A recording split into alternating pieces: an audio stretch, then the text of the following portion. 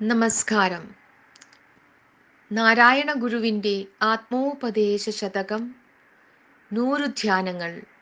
ധ്യാതാവ് ഗുരു നിത്യചൈതന്യയതി. ധ്യാനം 36.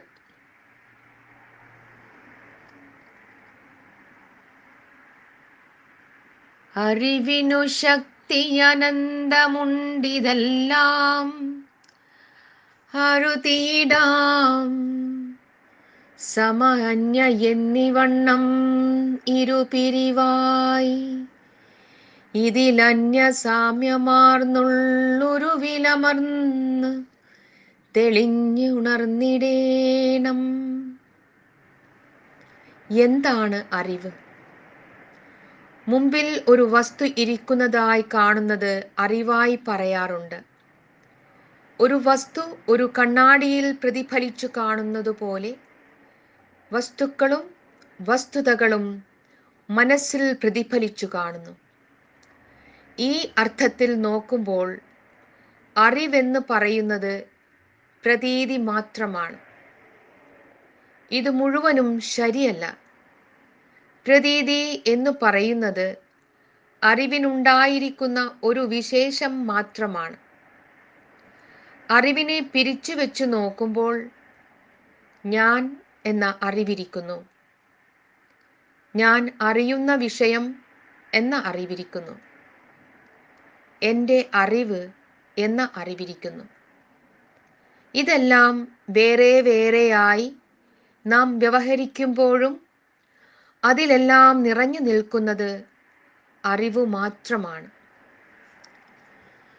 ഈ ലോകം മുഴുവനും നമ്മെ കൂടാതെ നിലനിൽക്കുന്നു എന്നിരിക്കട്ടെ. എന്നാലും അറിവില്ലെങ്കിൽ അങ്ങനെയുള്ള നിലനിൽപ്പിനെ പറ്റിപ്പോലും അറിവുണ്ടെന്നും അറിവില്ലെന്നും എല്ലാം അറിയിക്കുന്നത് അറിവ് തന്നെയാണ്. അറിവ് തന്നെ അറിവിനെ വിസ്മൃതിയായി ഒളിച്ചു വയ്ക്കുന്നു. മറച്ചു വെച്ചിരുന്നതിനെ അതിനു തന്നെ വെളിവാക്കി കൊടുക്കുകയും ചെയ്യുന്നു. ഒരേ അറിവിനെ തന്നെ ഛിന്ന ഭിന്നമാക്കി നാനാരൂപങ്ങളും ഭാവങ്ങളുമുള്ള സ്വപ്ന സങ്കല്പങ്ങളാക്കാനും അറിവിനു കഴിയും. കൽപ്പനകൾക്ക് ആവർത്തനവും നൈരന്തര്യവും നൽകി അവയെ വ്യവഹാരക്ഷമമാക്കുന്നതും അറിവു തന്നെ. അറിവ് അറിവിൽ നിന്നും ഒളിഞ്ഞു മാറിയിരുന്ന് ഒന്നും അറിയുന്നില്ല എന്നുള്ള സ്ഥിതിവിശേഷമുണ്ടാക്കുന്നു. ജനിച്ച നാൾ മുതൽ എപ്പോഴും പുതിയ അറിവ് ഉണ്ടായിക്കൊണ്ടിരിക്കുകയാണല്ലോ. നദികളെല്ലാം ഒഴുകി വീഴുന്നതുകൊണ്ട് സമുദ്രം കര കവിഞ്ഞു പോകുന്നില്ല.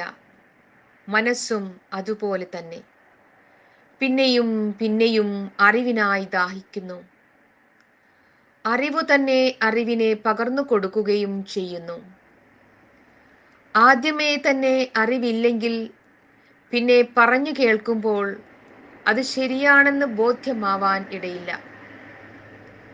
ഒന്നു വേണമെന്നിച്ഛിക്കുന്നതും അത് അറിവിലിരിക്കുന്നത് കൊണ്ടാണ്.